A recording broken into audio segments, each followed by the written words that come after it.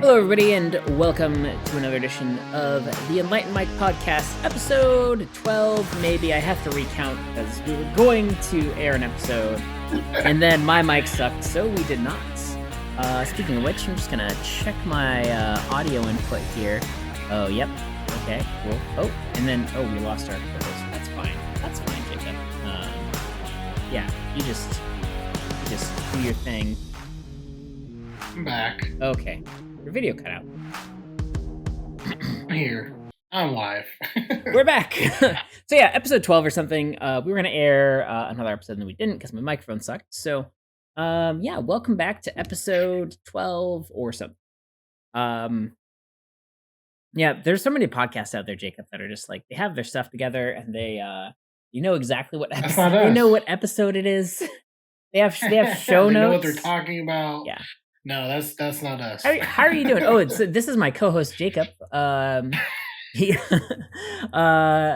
doing this week, Jacob? What have you been up to?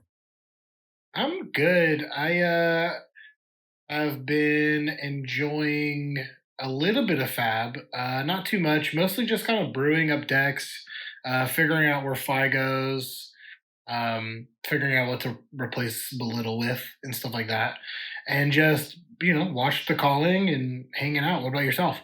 Same to the calling thing. We had kind of a chill weekend at home. Did my family and I. So we spent the Sunday kind of just chilling out and like I was painting some minis and trying to watch coverage, and I watched a little bit on Saturday, but wife and I had just had our anniversary weekend where we went to dinner and got some brunch. So nice. Yeah. Where'd you go to dinner? We went to this place called Driftwood Room, which is kind of cool. It was very dark and moody. It was in a hotel downtown. I don't remember what hotel it was. I'll have to look it up. I don't remember, but they specialize in Manhattans. So they had I'll definitely have to look them so up their then. Manhattans were good too. Like there was a Manhattan that I got that had it had like Woodford Reserve bourbon, and then it had some Manhattan stuff, but then it also had a little bit of Ruby port as well. So it was which I was like, I don't know about that, but I like port and I like Manhattan, so I'll try it. And yeah, it was really good. We also had like a champagne cocktail that was quite good. Ooh, to add to cocktails this weekend, I had a ridiculous cocktail. I went to this bar called the Midnight Society, really close to my place. And they had, do you remember when we were in San Jose and we got those flips? Oh yeah. Which is like the cocktail. Yeah, they're like cream sodas. Yeah, kind of. Yeah, I was just like looking around. I was like, I would love to get a flip in Portland. And it wasn't necessarily a flip, but it was a cocktail that had a whole egg. And it was rye whiskey, mezcal, a whole egg, like lemon juice, something else, and then it was like all mixed up right in a glass, and then it was served with a Mickey's grenade, the little Mickey's malt liquors, but they're in the tiny. Yeah. And then the lady was like, so there's two ways to drink this. You can either like drink a little bit of the cocktail and then drink a little bit of the beer and just do that as you go. But she's like, what I like to do is like drink a little bit of the cocktail and then just slowly pour the beer into it. Yeah. It was delicious. I'm sure it gave me a devastating hangover the next morning. Of course. Because I essentially drank a cocktail mixed with malt liquor. Yeah. And it was called Minnie's Ruin. So I think they know. They know that it's a tasty drink, but it's going to ruin your morning. Man, that's quick aside before we dive into our main show, which we'll be talking about SCG Indy and the results there and how wrong we were about the meta, etc. But you mentioned the cocktail dash or the cocktail bar that we went to in San Jose. It was called like Haberdasher or something, or Haberdashery. Yeah, Haberdasher. I think Haberdasher. So after we went there and like we had like a beer somewhere else, and then we went and like got a cocktail, and then we went back to the hall because some of our friends were still playing side events and stuff, and I ran into Hayden Dale, and he was such a nice guy, and he was nice enough to like stop and talk to me, and he just talked to me about his decks and stuff. Very cool guy, and I was like, I don't want to take a picture. I was like, no, let's chat. So it was like really cool, but like I was like kind of tipsy because that cocktail was really strong, and we had already had a beer, and I was like, you gotta go Haberdasher, get a flip, a little like speakeasy style, like go there. And I was like really insistent about it, and he was like, okay. Which is like I wasn't sure if he was like actually enthused about going and having a drink, or if he was like, yeah, okay, buddy, like calm down. Yeah, But calm down. no, Haberdasher was very good. Those flips, Such a cool bar. very, yeah, imprinted in my taste memory. Well, welcome everybody. Just a quick Yeah. little housekeeping uh situation before we dive into the rest of our show. We're doing giveaway. We are nearing the 200 sub mark on YouTube, but who knows? Maybe we'll get to the 300 sub mark on Twitter. First, the giveaway will trigger at either or. You still get an entry if you did it on Twitter or YouTube or both or vice versa. So one entry for a sub on YouTube, one entry for a retweet and comment on Twitter slash follow, I guess, is part of that. And if you were in the first 150 subs, you get an extra sub or an extra entry, just because we wanted to appreciate that you've been here the whole time. And that'll trigger at 200 subs, and we'll give away a box of Dynasty to one lucky winner. We'll take care of shipping and all that stuff. So don't worry about that. Just our way of saying thank you for tuning in and watching our content. Nice. So yeah, Jacob, you're not eligible. I'm sorry. And Ah. for the show today, we maybe a little bit more unstructured than usual, I guess. You know what a big scam would be is if we started a Patreon and the first tier was you get the show notes every week. Notes. You get Yeah. access to the show notes, Ooh. and then it's just a blank Google Doc with the date on it. That'd be sick. So we wanted to talk about STG Indie. Go and check out our last episode where Jacob was not in it, but Archer and I went over the meta after the bans, and we said, what do we think we're going to see at STG Indie? And we were pretty wrong about some stuff. We got some stuff right, though. For example, we put Levia all the way in the Levia tier, which was at the bottom. She did not show up much, so there's that. But we're going to talk meta breakdown. We're going to talk top 8. We're going to talk about how much of a crazy mofo Michael Hamilton is and how he needs to stop winning things because there's nothing for the rest of us. Yeah. So, Jacob, when you were watching day one, what was your impression of the meta? Because when they started, right, they were obviously doing all sorts of they did like a Dorinthia versus Rhinar match. And I don't think they had Kano on the camera at all, but I know they had like some Dash and some Fi and all these Right. kinds of things. The top 8, which no spoilers for now, but the top 8 ended up being a lot more narrow. Mhm. But what was your before we talk about the meta breakdown, what was your just kind of feeling and initial reaction to the meta that you were seeing on camera? So the meta on camera definitely looked on day one looked like a huge field of aggro. Mhm. I think that was a response to the bans. I mean, even we had talked about um, the meta kind of turning more aggro with the absence of hypothermia Yeah. and winter's whale. We thought that it would really open up our opportunities for aggro to come in. And if you look at the day one numbers, you see that a lot of people looked at the ban list and felt the way that we did, that Briar was really going to be the top deck, Yeah. kind of the best aggro, just the fastest. A lot of people still on Fi, but it seemed like Briar was a top pick for a lot of people. And then when we were watching the games, we saw some Fi, but I think we saw a consistent amount of Briars. I think Yep. I watched a lot of Briars on stream. Um, and they were pretty, I wouldn't say diverse. Briar's not really a deck that like opens its up to like a bunch of different builds, but we did see the beefy Briar on a stream, which was nice to see like a fatiguey Yeah. kind of and I'm not talking about the Briar that ended up fatiguing the old him on stream, which was one of the greatest Yeah, things to that watch. was pretty awesome. Um What do you mean when awesome. you say beefy Briar? Like what just for So those who don't know. the Yeah, so it's this Briar deck that came out that doesn't run CMH Mhm. or the Cheerios, and it's based more on getting the value off of your 3 blocks, making them 4 blocks, and then all of your attacks in your deck come in at a breakpoint of Yeah. 7. So essentially, you're trying to block with 2 cards at a value of 8, and then come in with an attack for a value of 7, getting 15 on every turn cycle Yeah. if possible. It's really cool to watch. Um, It is a bit grindier. I know we had a very popular player, Dagan White, on that deck, and it was his Mhm. answer to not being able to run fatigue old him, or him thinking he can't run fatigue old Right. him, as we'll see, still a very viable deck in the absence of 100%. Winter Will. But Fatigue, I don't know what to call it. I think Value Briar is maybe the best thing to call it. Yeah. Value or Beefy Briar. It's really about those big Yeah. numbers. It's about that consistent big turn instead of playing towards a spiky turn, which is what Briar's Yeah. mostly known for. It's pretty cool because it's got that deck runs like and if you want to see an example of it too, go check out the Goliath Gauntlet as well. That's It a is exactly that yep, deck. Yep. yep.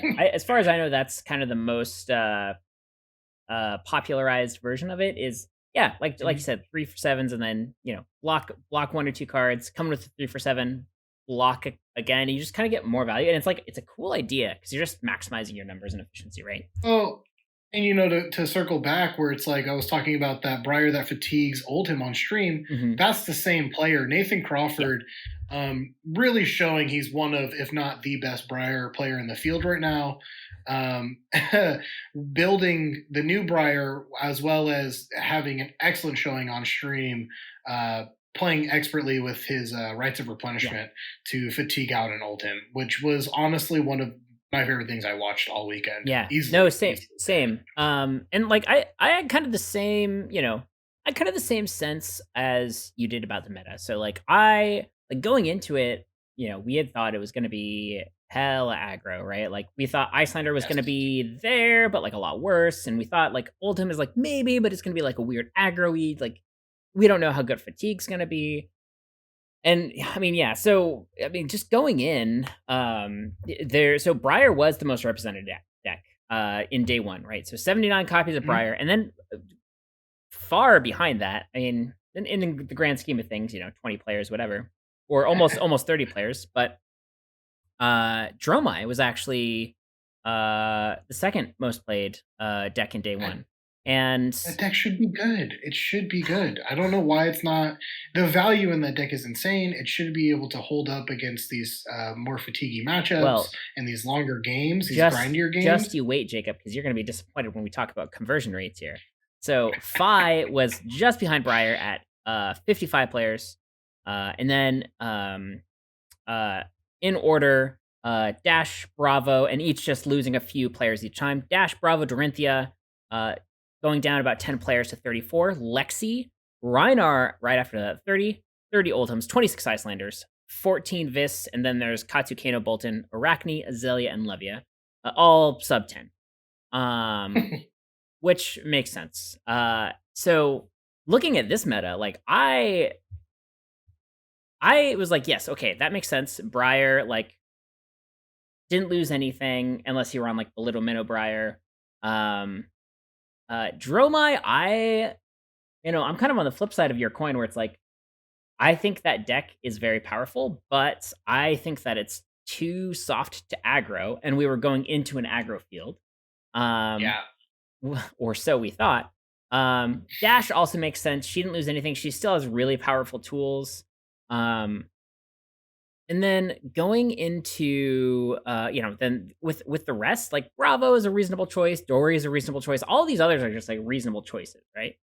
Um, so like as far as that meta goes, what like is that about? Are those the numbers that you were thinking when you were gonna look at this meta breakdown? Because they're not I really mean, aligned with. I mean, they're kind of aligned with what I thought. Like if yeah. I I were to put the mean, tier list based just on numbers, which I didn't, unfortunately, then I almost nailed it right with Archer. So what do you think?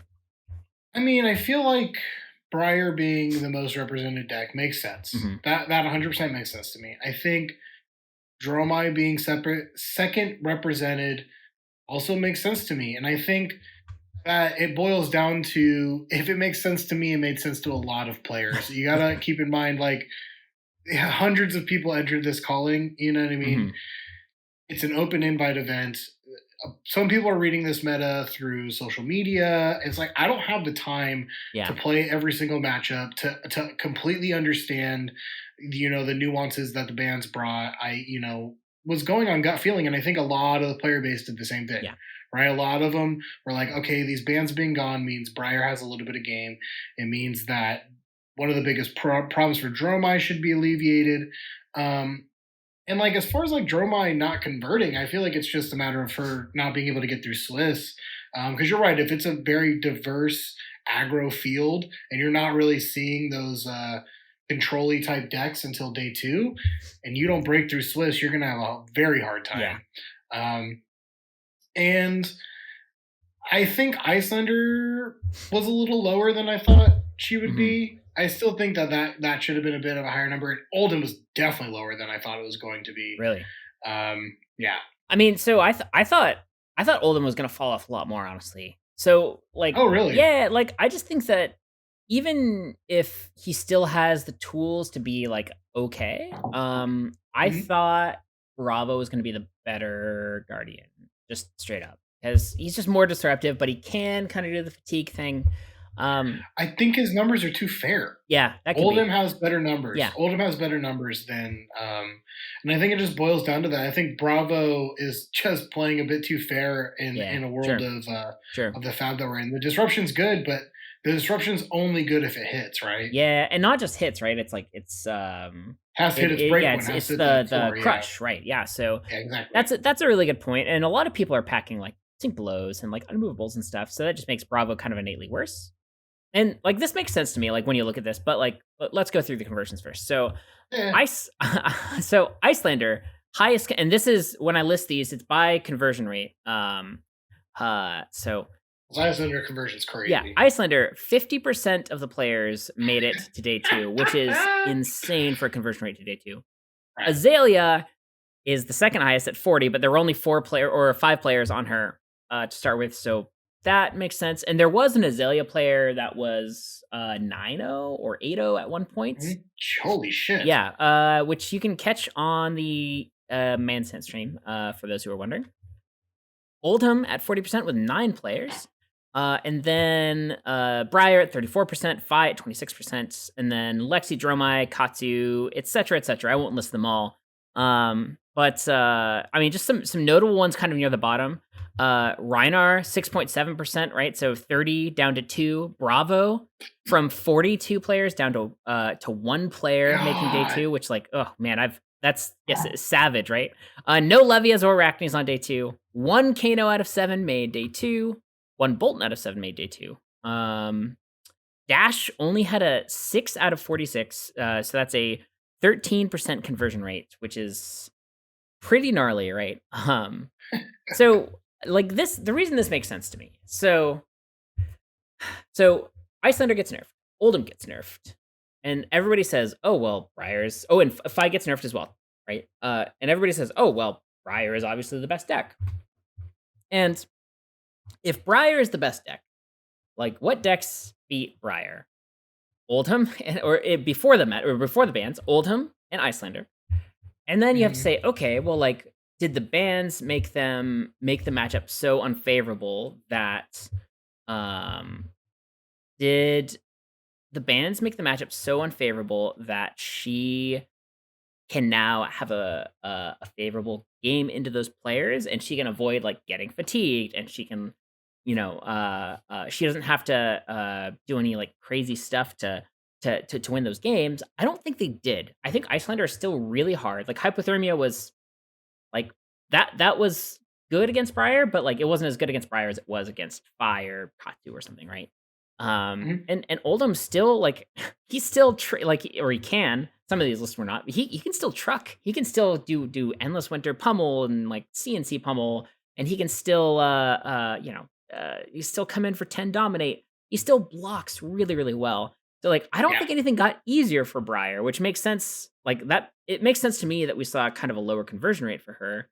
Um, as far as Icelander and Oldham go, though, like I wasn't necessarily expecting it to be that high. What do you think?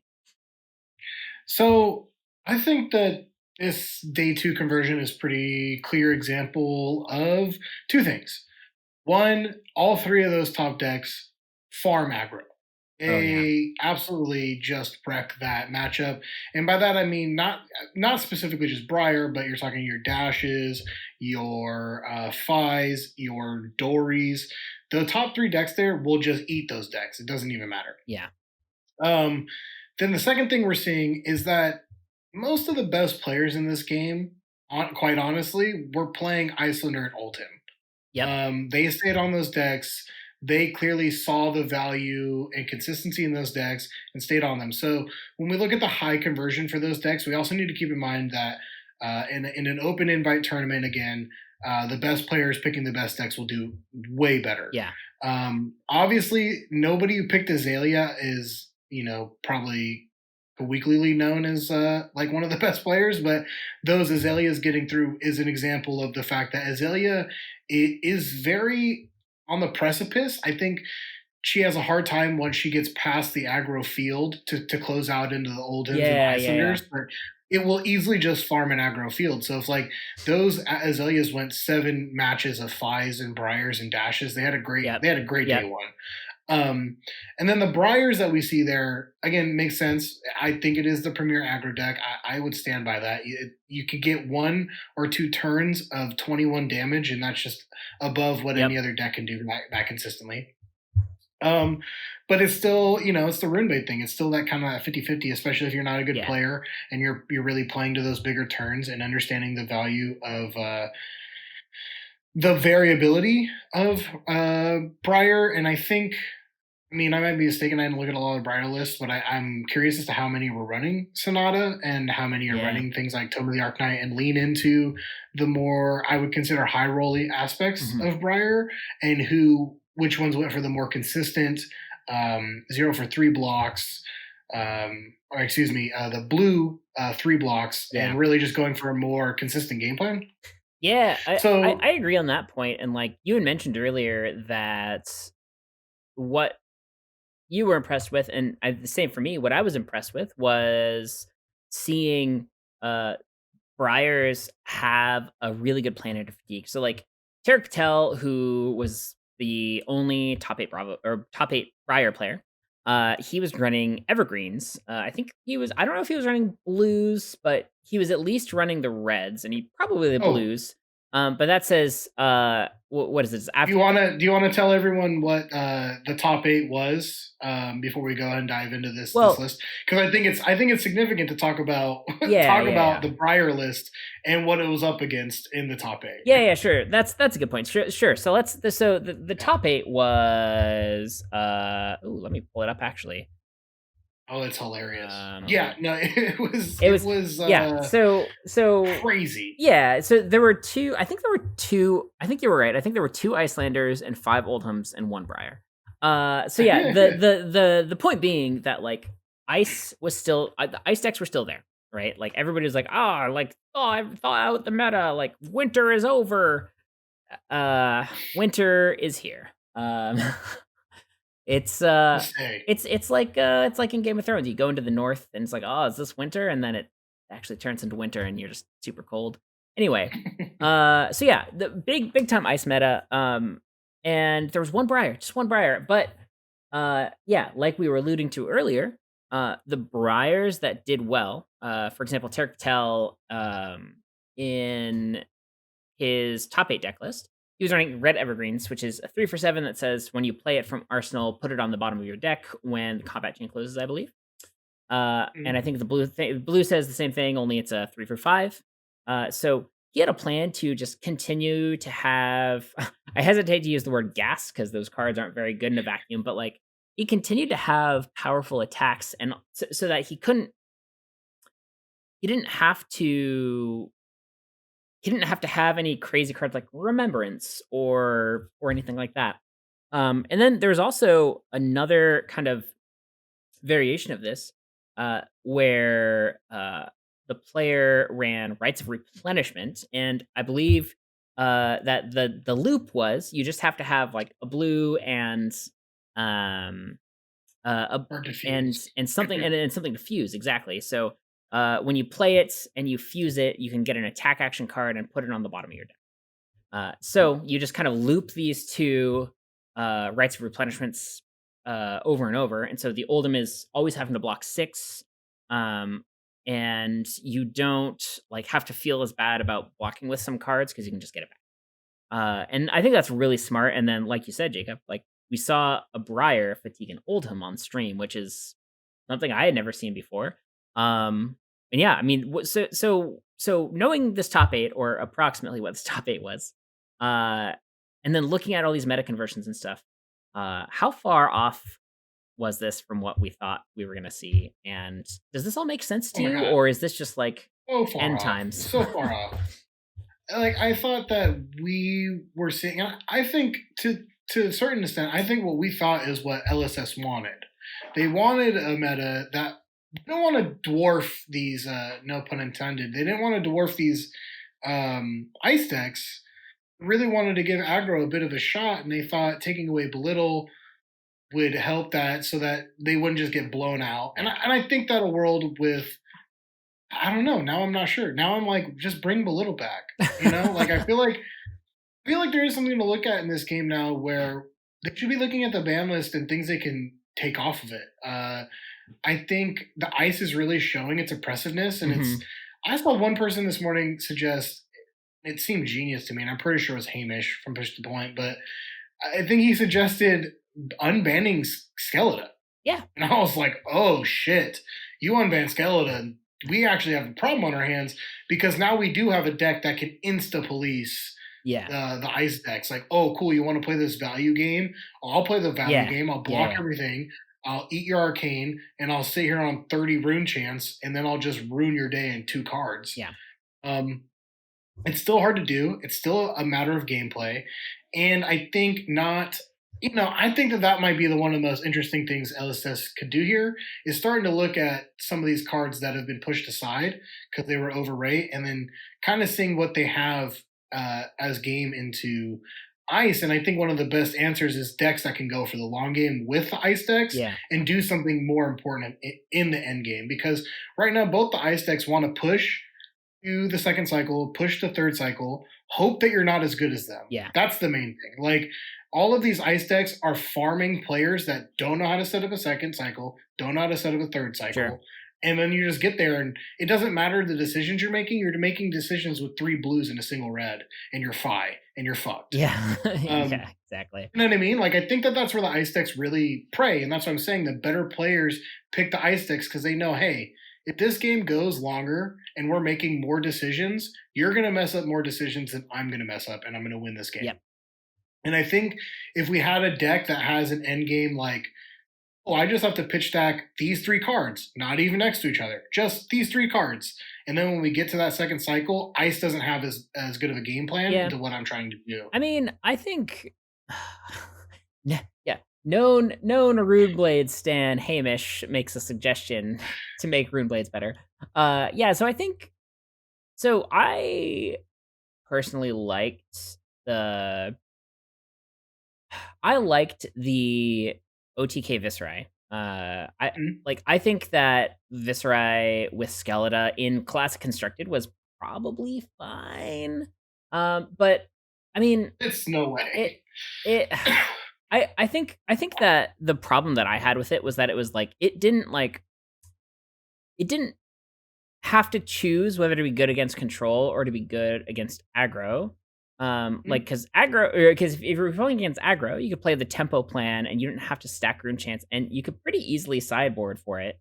Um, and you could still do things like Mauvrin Skies into Shrill Skull form and come in for 7 plus threaten 3 rune chance and a Rosetta or whatever, and it's like that's disgusting still. And like I think that what Viserys suffers from now is the inconsistency that his deck has. Because if he has like if his draw lines up, it's just like wow, this deck feels absurd. Why does nobody play it?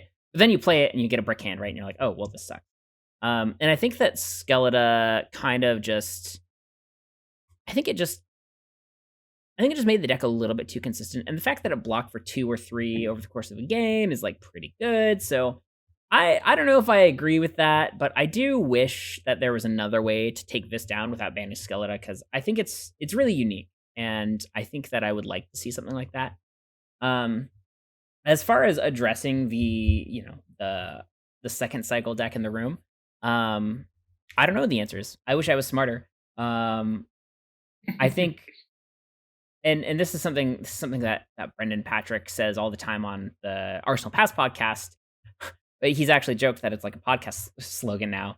Is fatigue is way easier to implement than it is to consistently beat, right? So when fatigue gets too good, people start having a bad time playing the game, and it's like it's not even that fun to play either. I think is the other thing is Yeah, but I just don't have is that much fun playing it. fatigue problem? Like Icelander's not a fatigue deck. No, Icelander's a tempo deck. no, It just gets to take 2 turns in a row and it beats you. yeah, and that's fair, but yeah, it's not a fatigue deck. I guess like what's a better way to put it? Like the long game deck or whatever, because it's also it's not that hard to pitch stack like Icelander combo either, right? It's Ice Eternal and like an ice card and some blues. And then you what They're all blues. Everything you're pitching is yeah, blues. It's exactly. the ice thing, you Yeah. know. And then I think, as long as you like set up your energy potions and previous to the ban it was, Amulet of Ice or whatever. As Mhm. long as you had your setup, it was extremely easy to just tempo your opponent, and then when you get to the long game, if you go there and you have Frost Texas set up, it's very easy to just make like a 25 damage combo or whatever. So, uh, So cool. yeah, which like It's that is, I think that's a lot cooler than OTK Viscerai though. Honestly, it's the, yeah, it does take a different. I mean, why though? I mean, I guess because you're playing on the opponent's turn. I You mean, have to have tempo to get there. You can't just turn because I think the problem with OTK Viz is that you just get to turtle. Like you truly get to yeah, just yeah, yeah, turtle exactly, exactly, one card, and then you're just like you're fine. yeah, You're like, oh, I'll play Rune Blood Incantation and just allow this to keep making me Rune yep, Chance. yep. Um, Yeah, or even just people who would use their and I guess that's the thing is like it's like a little bit harder to set up because you need all these setup pieces that aren't like necessarily good in the rest of your deck. And this is what I was trying to say. So you need all these other pieces that aren't really that good, right? So Frostex is not a good card out of context, right? In a vacuum, it's not a good card. It's a blue block 3, so it's fine. And it's an ice card, so it's like relevant, but like not like powerful. If you just have one Frostex, it's not that powerful. So you have to set up 3 Frostexes, which aren't great cards. You have to play our Epots ideally. Previously to this, you had to hang on to your Amulet of Ice or your Insidious Chill or whatever. And then you have to pitch stack Ice Eternal and an Ice card in the blues, which isn't hard, but that's a lot of moving pieces. In Viscerai, you would just like turtle, play a read the runes, make 3 rune chants, and you know pass. And that was, and you could just do that. People would be doing things like they would do things like play become the Arcanite, discard something, and go get a read the runes, and then you make four rune chants, and then you pass. And it's just like it's things that like they're not hard to think about, and it doesn't take as much like maneuvering.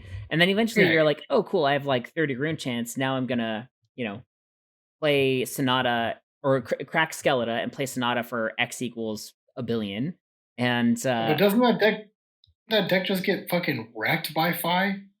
well, maybe, but I don't know. I feel I like the guess that's what I'm saying consistency. is, but Yeah, because against if Fi you're trying to you hold don't on, play the OTK plan versus Fi though. You play that like the tempo oh, you aggro just plan. switch it to Yeah, yeah, yeah, yeah. yeah. So you can just But then you still break. I think it's see then we're back to the position where it's like if Fi were that good of an aggro or excuse me, if Viz were that good of an aggro deck, it would have done better at the calling. yeah, It's sure, not that good of sure, an sure, aggro sure. deck. So if it's a decent aggro deck into the aggro decks and has a really good plan into the ice Mhm. decks, that to me sounds like a remedy to this problem. It sounds like we Yeah, go back to the rock paper scissors that's where fair. Viz beats ice, ice beats aggro, aggro beats Viz. And they I guess that like I guess they banned Skeleton before Fi was printed. So We weren't seeing no six yeah, combat chain long Art of War turns with a mask at the end. yeah, that's fair. Viz cannot hold up to that, and I know that because I played against Viz in a PQ in my first round, and I wasn't even on fire. I was on Reinhardt, and I just ate him alive Yeah, because I just had turns that were huge, yeah, yeah, and he didn't know what to do with a 20 damage turn. It was like, oh, yeah, I had only blocks for I need to keep a card to get rune chance. yeah. That's true. I I mean, I don't know. This is all speculative, but I think the point is that is looking at the ban list and being like, taking bullet away. Okay, cool. Maybe give him gas somewhere else. yeah, Like, sure. I don't know, like maybe like Plunder Run. I know Unban everyone plays hashtag unban every plunder tenant of run. the game. I just want, dude. I love that card so Me too. much, and I know I can still play it in Blitz. I just want like a Plunder Run Oh T-shirt man, or something. fi Like, dude, Plunder fi Run all the way. fi with plunder run though would be nasty. Oh, it's a Oh my dream. god, just a phoenix flame coming in Just for one to draw a card. literally, literally, if they just gave me blue Plunder Run, fucking totally okay They with it. only unban the Seriously, blue, but that'd be so good. only unban that's You play blue. blue Or, plunder run fine, and turn on unban the your yellow. Kodachis. Unban the yellow. Make it yellow because they seem to think in Fab that if a card's good, you make it yellow, it makes it worse. I don't know why they think that's true. I don't I know think if a that's yellow Art of War is true, better but than a red Heart of War. All the power cards are Art of War, well, yeah, but like I wonder if that's Fresh Fellows, Home of Find All. A lot of these yeah, really that's a good good point. That's a good point. Majestics are A lot of the yellow. draw two like power cards. Yeah. I mean, I guess it gives it more versatility. They're trying to give it more, to hedge it, but it's like the card's so powerful. Well, Like I wonder if they if Art of War was red, people would still run it. yeah. It's not like oh I lose a resource. Art of War is a bad card now. No, Yeah. that does not Well, happen. I wonder if they and we've kind of gone off on a tangent. Thanks to you saying unbanned Skeletor. Just kidding. That is an interesting take though. But yeah, I think like now that I think about it, I wonder if they like have a template. Like so think about this, right? Like they're in a set and they're like, okay, we want to put like 3 draw 2 cards in this set. Because they're all like yellow 1 cost draw 2s. And they all have like a downside of some sort, right? Like Art of War like doesn't block, but it like and you have to banish a card. Blood Rush, you have to Blood Rush is discard a the random card. Tome discard. doesn't have Yeah, go again, stuff like that. So something you anyway, have to play around. yeah. So that's kind of interesting now that you point that out. And they are yellows, so they're not as good for resources or whatever. But anyway, so we talked about the top 8. How long have we been recording here? Been recording for edit this out, editor Tim. We've been recording for like 39 minutes. Okay, that's fine. Yeah. Let me pull that back up. Okay, so we talked about day 1, talked about the conversion rate, talked about the top 8s, talked about the crazy Briar, and went on a tangent about fatiguing people and bringing back Skeletor. So what's your hot take on that can be our segment, hot take time with Tim and Jacob. Anyway, All I am is hot takes. yeah, all I got is hot takes, baby. So what's your take on the metagame going forward? So, if you were to make a prediction on, what people do to combat Oldhim and Icelander, and I guess Briar to a lesser extent, what's the next play? Dude, I don't know. I mean, that's literally we opened this us talking about like what I've done this week. That's been my week. Is like I'm an aggro player. I want to play aggro, and I want to figure out a way to get over these ice heck. Mhm. And like I'm not quite sure what it is. I hate to say that I think Briar is kind of the best tool we have, just because CMH allows you to have just over the top turns. Yeah, But I don't know. I mean, I'm an aggro player, so I stay looking at the aggro side of things. That's just where my mind is. But honestly, I think the best thing to do here is if you can't beat them, join them. yeah, sure. If you want to play one of the best decks, play one of the best decks. Play Icelander and Oldhim. They take a lot of time to learn. So I mean, it's not even a bad thing if you put your time into those decks, they will reward you. If Yeah, you put your time in, and it's a combination, right? Getting good at these decks is also getting better at this game. Because, like yeah, I said, you're presented with more decision points over the course of the game.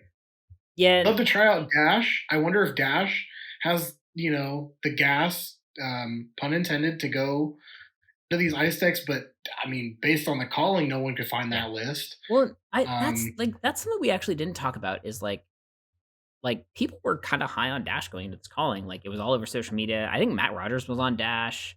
Um yeah, he Matt Rogers is crushed on it. It was fun to watch his Yeah, match. exactly. And so like and I'm wondering if there's something about like about their pistol plan or their like aggro plan. You know how they have that kind of like modular sideboard. I'm wondering if there's something about that that somebody like or the people kind of collectively changed or that they didn't quite get right for this weekend because Dash is pretty good into Icelander, and especially now that Hypothermia's gone, Dash won quite a lot from Hypothermia getting banned, but um you know, and in theory, Dash is pretty good in Oldhim too, especially Fatigue Oldhim, because you can just set up the pistol plan, right? Like Right. you just block and pitch your blues and set up your pistols and play your items, right? And then you're eventually just coming in 5/5/5. Um, so maybe it was it just getting eaten by other aggro decks? Did it not have a good enough plan into It the aggro shouldn't. mirror? It shouldn't be just getting eaten by other aggro decks. Yeah, Like, I'd expect it the to at least have very a worst, it should be a better fifty conversion rate. fifty. Yeah, it should be have a way better conversion rate. I'm really curious about that one, Yeah, honestly. It's maybe a deck that, I mean, do you play Dash? I've Do dabbled. you? I've dabbled in Dash before. No. I think I mean, where do you end up on this spectrum after this? Like, are you gonna go?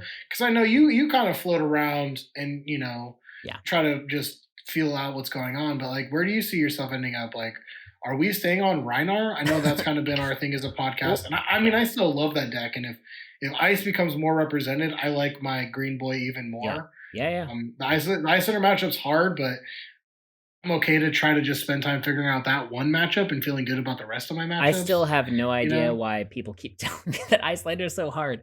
But, like, I have a me personally, I have a very good record in Icelander on Rhinar.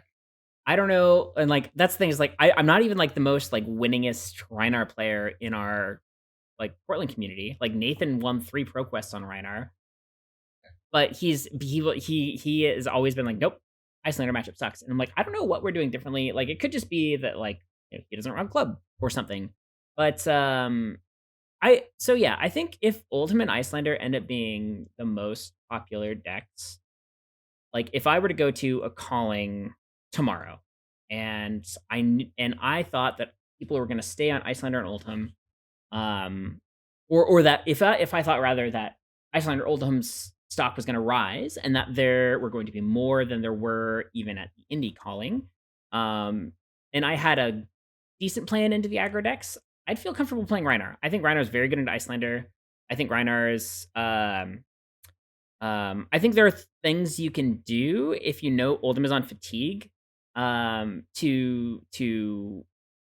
eat that. So you can play, you know, all through Ralph Rampages. You can, if you feel like you need to, you can play things like Yellow Reincarnate and stuff like that. But I think you usually beat that matchup anyway because you can just set up a big, you know, barrage and beat down Alpha Rampage turn. Um, so I think Rhinar is a really good pick into those top 2 decks, Icelander and Ultim.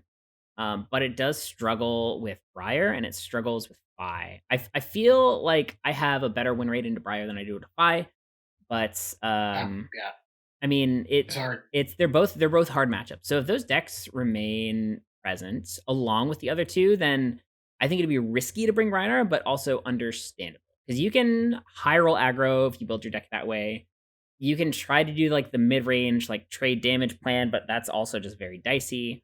Um, so yeah, I think Rhinar's a fine choice, but I would honestly like I don't see Icelander getting much worse for next week. I think playing Icelander is just a good call. I'm also I think Dash is just too like mid into everything. So like she's fine into everything, but she doesn't have like a really good matchup in anything except for maybe Icelander. But like I don't think that matchup was ever as lopsided as people said it was. Unless both players are very, very good or whatever.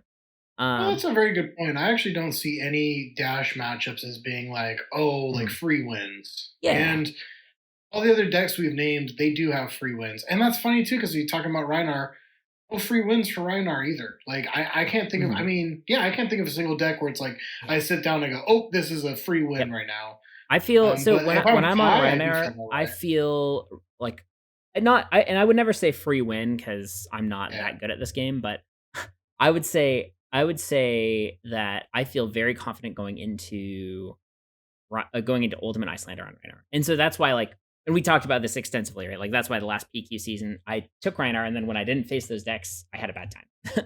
So yeah, I think that like I'm surprised Fi didn't actually have more of a showing in this meta because I don't think that I guess losing Belittle made it worse against Icelander, but I don't think that matchup was like terrific anyway. But I think if you're running like a heavy Phoenix Flame package, I think it's very good against Fatigue Ultim. So I'm surprised that Vi didn't do better. So to answer your question, how do we react to this meta? I think that like a lot of people are going to jump on Ultimate Icelander as you do for the next big tournament, whether it's a Battle Hardened or a Calling or whatever. And I think that we're gonna see. I don't know. I don't know, man. Like I said, like I think Rhinar would be a good but risky pick if you can dodge, a little bit of aggro and just get these top two decks. That'd be great. I think too that Oldham would be. I don't know. I don't know. Yeah, I just don't know. I mean, is it time that people start really trying to brew a list that targets Bultlander? I think that's the hard part about it is because again, we're talking about a deck that is predominantly played by some of the strongest Yeah, players, that's true. understand the game really well. So what deck really targets the value deck? I'm not a smart enough player to know the answer to this. I'm genuinely like asking Yep. listeners and what is something that combats Icelander wholeheartedly that you're willing to build to lose other matchups to win that Yeah. matchup? I Yeah, mean, I don't know what the answer yeah, is. I and don't I know I what think I if you would just need a wanted good to Icelander planner to come on here and tell us. if you just wanted to clobber Icelander every time, I think you could build Rhinar to do it. But if you do it to clobber Icelander every time, you do give up some percentage in other matchups. You Gotcha. could, I mean, you could build. I think that the aggressive Oldham, like I'm talking like Pummely, like what's it called? Winter's Bite, Pummel, like maybe you still have Oakenold in there. Mhm. Spinal Crush, Red Glacial Footsteps, that kind of thing. I think that deck has much more game into Icelander than the Fatigue Oldham does. But again, you're losing points into other decks. So I don't know how, but I think that like now that I'm saying this, I don't think you're losing as many points as you would believe being Teague. I think you could even run like I think in some matchups you could run Sledge of Anvilheim or Winter's Whale or not Winter's Whale, Anthos. So I'd say like hot takes. I'd say Oldham, Rhinar, and a rebuilt Fi deck would. And I mean, maybe even like maybe if people calm down on the aggro, maybe Dramai is just the next best deck because you could build Dramai to be good into Guardian, you can build Dramai to be good into Iceland. I mean, Dramai is already And very you just lose your aggro matchups. yeah. See, and that's the part that's so hard about this, and that's what the game's really experiencing is like build that deck, go into Yeah. Swiss, you lose to the abundance of mid players playing aggro because it's easier, Mhm. and you don't, you make it through day two, and yeah, or you don't, right? You play only the grindy decks, and you beat them as Yep. Dromai, and then you go into day two, and you have the best day two of all time. Yeah. And That's not going to happen. I think the players are going to default to playing aggro decks. mhm. You have to have game into them. The top decks are not going to be aggro. It's such an interesting problem because I don't want to play a game. I don't want to be involved as much in a game that's like play these two decks or just fucking Yeah. lose. Well, and And and I think that this game really, I don't know. This game's always had a good rock paper scissors, mhm, and if where the data is showing that we are not in a rock paper mhm. scissors, and LSS is trying to do something about it, and I don't know Yeah. the answer is. So, I think and this is maybe a medium hot take, it's a warm take, I guess.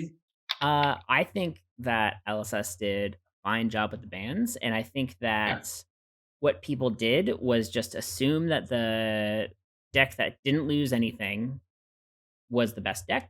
And when people sniffed that out, I think offline, in testing groups and in private Discord servers and stuff, I think people came to the conclusion, well, like everybody's on Briar. You know what beats Briar? Good old ice decks. Well, And I I think think if you another give it thing. another week or two, I think that we'll see the meta settle out a little bit. Yeah, that's what I was gonna say. Is like the biggest hot take here is that we're highly overanalyzing a 1 week Yeah, exactly, meta. exactly. We're sitting here and we're having a conversation about a meta that's been alive for 1 week, Yeah, and people had less than that amount of time to decide what they're gonna do. yep. So it kind of makes sense that the top decks are going to be the decks that pushed out very little. I Hmm, think hmm. the Oldham decks, they got rid of just enough ice, added just enough threes to run Titan's Fist, called it a day, Yeah, and went on with their life.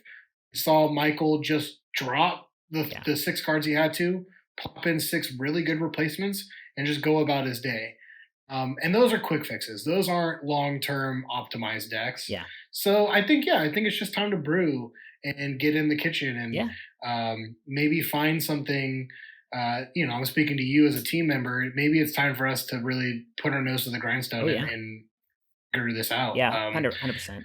'Cause I don't just want to play Icelander. I want our teammates to play the best Icelanders they possibly can, and I want them to be good at the Yeah, game. But it's just so I can not play it and beat it. Uh, yeah. Well, and I mean, this is that's like, all I I want. mean, this is a really good, and like we should wrap this up here. So Yeah. I'll like the final note that I'll put in, and then I'll give you the floor again. Final note that I'll put in is that that's a very important part of getting good data, right? So if you are testing with some folks, let's assume that like we're not just jamming games on Telestar, which can be part of testing, and I think you'll get good results over a certain amount of time, with enough data in your bucket. But if you're testing with a team, I think it's really important to not necessarily have specialists, but like for myself, like I feel like I could make informed statements about, about Reinar. I can make informed statements about Prism, RIP. I can make informed statements about Bravo and Oldham, that kind of thing. So know what you're good at, and then find people who are good at other stuff. So like I know, like Jacob, like I would go to you with a Phi question or a Briar question or um, even an aggro Reiner question. Turns out you're an expert at that. Just uh, aggro yeah, anything. yeah. That's my But no, thing. if I had a question about aggro and like or how to build it or how to beat something, which is like I'm gonna be turning to you and say, hey, look, like I think Phi is gonna be a great deck, or it could be a great deck into fatigue and into these ice decks. How do we build it? And and then you play games. And I think that that's what people need to do is like, okay, like let's play some games. Let's play to our outs. Let's figure out what we need to do to beat these top two decks and then figure out the rest of the meta. Because I think that these top two decks are very beatable. Whether or not you can come up with a deck that's good against the rest of the meta. I think it's to approach it top down. Start with these two Yeah. decks, try to find a way to beat them, and then Hmm. figure out your aggro matchup. And if you can get your aggro matchup to a 50-50, and you can get these matchups to a winning percentage, I think you have a good deck on your Yeah. hands. Good luck to all the teams out there brewing and making it happen. Yeah. Um, Also, Michael Hamilton, calm down. You just come on. How many do you need to buy? Do you need to install another shelf for your trophies? Like, come oh, on. I'll do this as a hot take too, because everyone's like, oh, Michael Hamilton should, quit playing the game, and he LSS should like hire him to be a designer. One, they aren't gonna pay him what he's made playing the game. They're not Well, gonna pay him 100 more than 100. Maybe. I mean, taxes are better on a W-2. Anyway, sorry, go ahead. That was a dad moment for you there. but, but the bigger part of it is, as a person who loves game design, I hate to break it to our audience here. I don't think Michael Hamilton make good cards. That boy likes to look at Ooh. math. Dude, he likes to look at fab as value math. And the most fun cards in this game break that math. That's the point. That's where this game's fun is, oh, Mhm, everything's mhm. 3. You come in a break point of 4, I got value. And then you get 1 or 2 turns where it's above value. And that's how you should be Yeah. winning this game. Well, and that's So I just don't see. I just see Michael Hamilton churning out more slightly above rate cards, and it's like I don't really care yeah. about these I mean, cards. and I don't think I It's a hot damn. take. You want a That hot take? that There is we a hot take. So I would say that like I think that uh I think that like if you because that's his claim to fame, right? Is like value on cards, like and quantifying things like intimidate triggers and stuff. So Like He's I think bad at dude. His math is not great when it comes to Dromai. His math's not great when it right. comes to Bolton or Dory. These Well, decks that go around the map. so at on a level 1, agreed, but then on a level 2, that's what makes those decks interesting though, right? And that's why those decks are Yes. harder is like yes, okay, so like Kyloria is like a 1 for 4 draw card or just on its most basic level. But is that and it's you have to spend 2 cards and 1 resource, right? So yeah, 1 card to pitch, 1 card to play. So that Kyler is a 2 card, yeah, 2 points per card, maybe draw an extra card, with First time. go again. So the question you have to ask then is like, okay, well, like, do I get do I go to attack again? If you attack twice with Kyloria, then all of a sudden you're getting 4 points per card, which is above rate. And then if you go to attack a third time, it's just insane value, right? And then your Or opponent, if you get to attack once and your opponent attacks for 4 to kill it, that's 4 yeah, yeah, life that you gain off the exactly. card. It's like the math starts getting Yeah. crazy above. And I think It's I a think huge that's value. what separates Michael Hamilton from other players is he has this system, right, where he's like, "Look, I have this very Boiled it. basic way of evaluating cards." And so you can look at something like Scar for Scar and like evaluate it very, very succinctly. But what makes him so good is that he's he's able to see that and he's better at estimating ambiguous value than the rest of us, right? Uh, so And his macro play is just beautiful. yeah, it's The way he's able to figure out a yeah, matchup as he's playing is the high level yeah, play. and It's yeah. that's He's not the winning in deck building. He's winning these matches in the oh yeah, games. no, 100%, and like that, I think that that's like, we were gonna talk about this and then we didn't, but like, if you're watching this all the way to the end, thank you, first of all. Follow us on Twitter and stuff. Enlightened underscore Mike at G Williker. I'll put it on the screen when I'm editing. But go watch that coverage of Michael Hamilton in the last round in the finals. He plays that match just like so perfectly. And afterwards in the interview, he said that he played Oldham in the Swiss, like a same fatigue Oldham deck. He played it in the Swiss and he lost because he pitch stacked his Frost Hexes and played out his Insidious Chills and then was going to play his Frost Hexes, but then it didn't work out for one reason or the other. He explains a little bit more. And so he thought, okay, well, like I'm going into this matchup again, so I need to do this the other way around. I'm gonna set up my Frost Hexes early before he can get his like Warhorn out, his value, and I'm gonna pitch stack my Insidious Chills, and um, and yeah, and he was able to set up this Frost Hex combo and win. And it's like you can if you can adapt your game plan that quickly and understand the mechanics and the overall strategy of the game that quickly, along with this like basic like value system, then I mean, then you're Michael Hamilton. You're the best player in the Yeah, game. Yeah. exactly. Undisputably, in fact, I would say. Yeah. Okay, well, thank you so much, Jacob, for recording. I'm glad we were able to get together today. I could, as always, talk to you for hours. To everybody out there listening to us, I really, really appreciate you. Thank you so much. We, just a team of dudes who want to share our hot takes and occasionally our good advice with you. And we really appreciate you. Go check out our giveaway, and we'll see you next week. Hi, everybody.